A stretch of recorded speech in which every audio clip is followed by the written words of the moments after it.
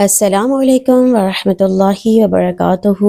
اعوذ باللہ من الشیطان الرجیم، بسم اللہ الرحمن الرحیم، الحمد للہ رب العالمین، اما بعد فقد قال اللہ تبارک و تعالی فی القرآن المجید والفرقان الحمید وقال الحق وواصدق الصادقین، بسم اللہ الرحمن الرحیم، اللہ لا الہ الا هو الحی القیوم لا تأخذہ سنۃ ولا نوم، اللہم صلی علی محمد و آل محمد۔ ابتدا اور حمد و ستائش اس پاک رب جلیل کے نام سے جس کے لیے زمین و آسمان کی، دنیا اور آخرت کی قدرت بادشاہت ہے۔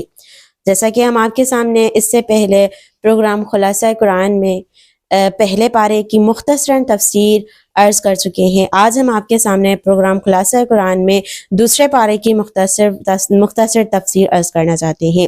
اب آئیں دیکھتے ہیں کہ اللہ پاک دوسرے پارے میں کون سے موضوعات پر گفتگو کرتا ہے۔ دوسرے پارے میں اگر تفسیر میں دیکھا جائے تو دوسرے پارے میں 4 موضوعات پر گفتگو کی گئی ہے۔ پہلا موضوع ہے تحویل قبلہ۔ جب ہجرت مدینہ ہوئی، ہجرت مدینہ کے بعد تقریباً 16 یا 17 ماہ تک رسول خدا صلی اللہ علیہ وآلہ وسلم مع مسلمین قبلہ اول یعنی کہ بیت المقدس کی طرف منہ کر کے نماز پڑھتے رہے، لیکن رسول خدا صلی اللہ علیہ وآلہ وسلم کے دل میں ایک حسرت تھی، ایک آرزو تھی، ایک خواہش تھی کہ قبلہ بیت المقدس نہیں بلکہ خانہ کعبہ بن جائے۔ جب اللہ تعالیٰ نے رسول خدا کی دل کی یہ حسرت دیکھی تو سورہ بقرہ میں اللہ تعالیٰ ارشاد فرما رہا ہے کہ اے رسول، ہم آپ کا بار بار آسمان کی طرف منہ کرنا سمجھ رہے ہیں، لہٰذا اللہ تعالیٰ کے حکم سے تحویل قبلہ ہوا، یعنی کہ مسلمانوں کا قبلہ بیت المقدس سے تبدیل ہوا خانہ کعبہ کی طرف۔ یوں اس طرح اللہ کے رسول کی خواہش اللہ کے حکم سے مکمل ہوئی۔ دوسرا موضوع جو ادھر زیر بحث ہے وہ ہے آیت بر اور ابواب بر۔ آیت بر کون سی ہے؟ آیت بر ہے سورہ بقرہ کی آیت نمبر 177 کہ لیس البر ان تولوا وجوہکم۔ اس آیت کو آیت بر کہا جاتا ہے۔ بر کا مطلب ہے نیکی۔ اس آیت میں نیکیاں بیان کی گئی ہیں۔ اس آیت کو بر اس وجہ سے کہا گیا ہے کیونکہ اس آیت میں اللہ تعالیٰ نے تمام عقائد، تمام احکامات، تمام معاملات، تمام معاشرت اور تمام احکامات بیان کیے ہیں اور اجمالی طور پر اخلاق کے کچھ اصول بیان کیے ہیں۔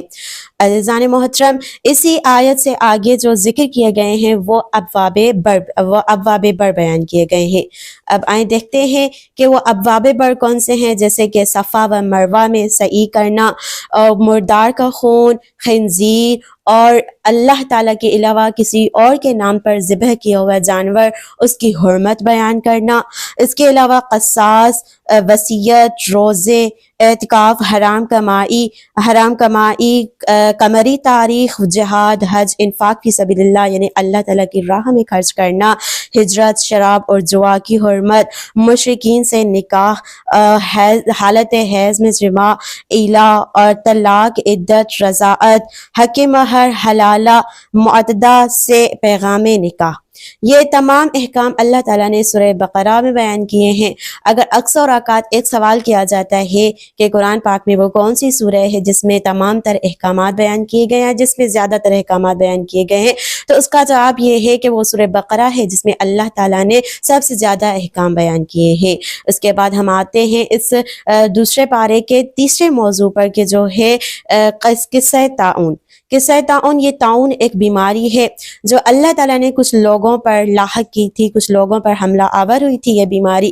جب ان لوگوں پر یہ بیماری حملہ آور ہوئی تو وہ موت کے خوف سے اپنے شہر کو چھوڑ کر چلے گئے۔ اللہ تعالیٰ نے 2 فرشتے موکل کیے جنہوں نے ان کی روح قبض کی، انہیں موت کے گھاٹ اتارا، صرف یہ بیان کرنے کے لیے، یہ سمجھانے کے لیے کہ اے انسان، تم جہاں کہیں بھی چھپ جاؤ تم موت سے نہیں چھپ سکتے، تم چاہے کتنے ہی مضبوط قلعوں میں چھپ جاؤ، تم چاہے اپنی جگہ کو چھوڑ دو، لیکن موت تم تک ہر حالت میں آن پہنچے گی۔ اس کے بعد اللہ تعالیٰ نے اپنے ایک نبی کی دعا سے اللہ تعالیٰ نے ان کو دوبارہ زندہ کیا۔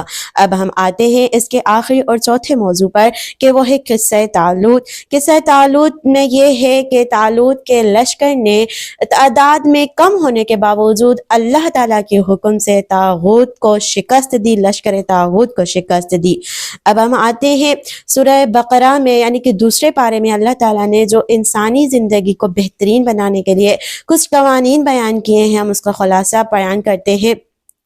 جن میں سے پہلے نمبر پر ہے کہ دوسروں کی برائیوں کے ساتھ ساتھ ان کی اچھائیوں پر بھی نظر کرے اور انصاف سے کام لے۔ اس کا حوالہ ہے سورہ بقرہ آیت نمبر 219۔ اس کے بعد ہے ضروری ہے کہ انفاق ہر اس اچھی چیز سے کیا جائے جو آپ کو پسند ہو۔ اس کا حوالہ ہے سورہ بقرہ آیت نمبر 215۔ دعا کے قبول ہونے میں وقت اور موقع دونوں اثر انداز ہوتے ہیں، یعنی کہ ہم جب بھی دعا کرتے ہیں تو وہ دعا تب مستجاب ہوتی ہے جب اس کا صحیح موقع اور صحیح وقت ہوتا ہے۔ سورہ بقرہ آیت نمبر 203۔ وصیت کے لیے گواہ ضرور بنائیں۔ اللہ پاک قرآن مجید میں فرما رہا ہے کہ جب بھی کوئی مرنے والا وصیت کرے تو اس پہ کوئی نہ کوئی گواہ ضرور ہو۔ سورہ بقرہ آیت نمبر 181۔ شیطان انسان کو قدم قدم پر بہکاتا ہے۔ سورہ بقرہ آیت نمبر 165۔ فضول گفتگو سے پرہیز کریں۔ سورہ بقرہ آیت نمبر 186۔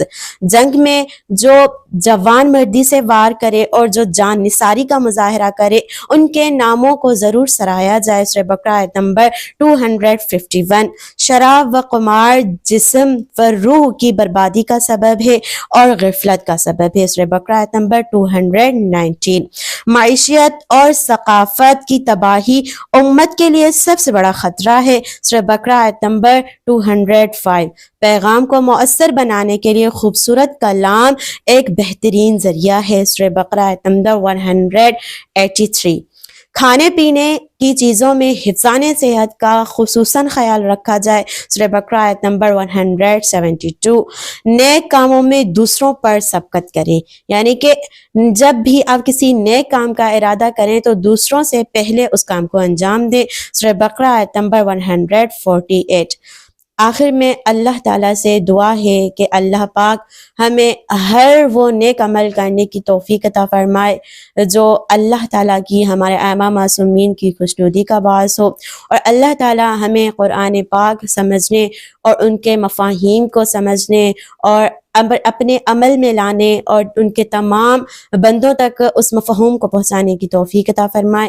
اور حق تعالیٰ سے اول و آخر یہی دعا ہوتی ہے کہ ہمارے آخری نجات دہندہ امام زمانہ کا جلد از جلد ظہور فرمائے، اور اللہ تعالیٰ ہمیں ان کے اعوان و انصار میں شمار فرمائے۔ آمین یا رب العالمین۔ فالسلام، التماس دعا۔